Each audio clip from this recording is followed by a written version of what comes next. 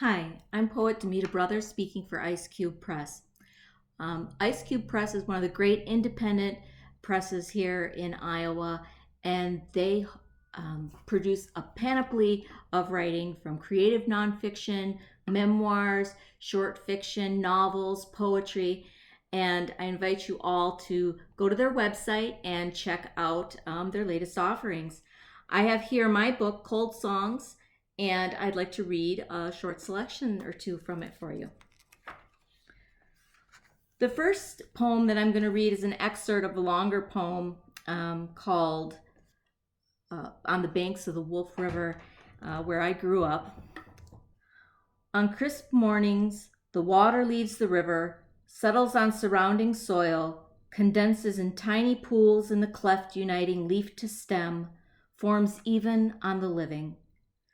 Dew-crust dragonfly wings, the iridescent Austrian crystals, top the tips of muskrat hairs like scepters, makes a fine film on my face.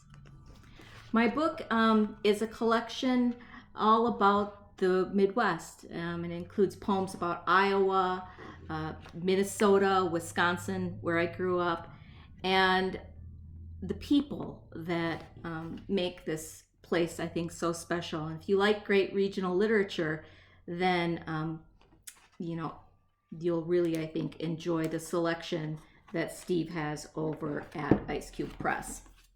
Now, the second poem that I'd like to read for you, I wrote not long after I got here to Iowa, about 10 or 11 years ago now, called Love on the Plains. Outside, the darkened Iowa sky is thick with rain. Violet, violent heat traces sheets of energy from darkened sky to darkened earth. Somewhere beneath is the vague, frightening blackness of the river, shrunken back from its banks, brief illuminations of fireflies. Switchgrass, blue stem, and the honey locust quiver under the weight of sky. Inside, we are carved earth and the breath of life.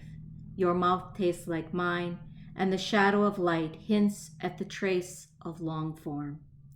Beyond the strange doubleness of limbs, the air folds across our forms, a complete space. There is living in the earth, in the air. We are potential and kinetic energy. In heavy doubled darkness, bearing the weight of the horizontal sky, swallowing traces of light, the blossoms descend from the honey locust tree. Iowa impressed me, I think, with its great natural world. It's such a lovely mixture of rural and urban, farmed and wild, and the prairie has a real beauty all of its own. When I first came here, I was very taken with the sound of the train that I would hear at night. And I thought to myself that it was one of the loveliest and loneliest sounds I'd ever heard. So the poem that I'm going to leave you with is called Fate. The call of the midnight train sounds out across the empty fields until deflected by the buffeting limbs of trees.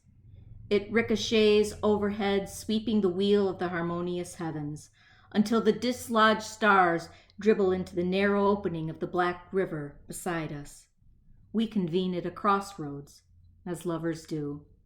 Love is free will because it compels choice. We choose not to hear the call.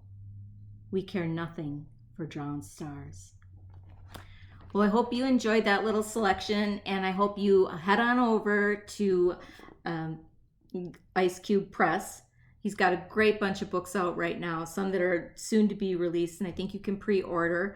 My book is a couple years old, Cold Songs. He also publishes a lot of other poetry, which I think is a genre which is harder and harder to get out there. So he has books by Mary Swander, a recent Iowa Poet Laureate, Salvo Merici, a great poet you should all know about, and me. So if you'd like, please stop by Ice Cube Press and check out the selection.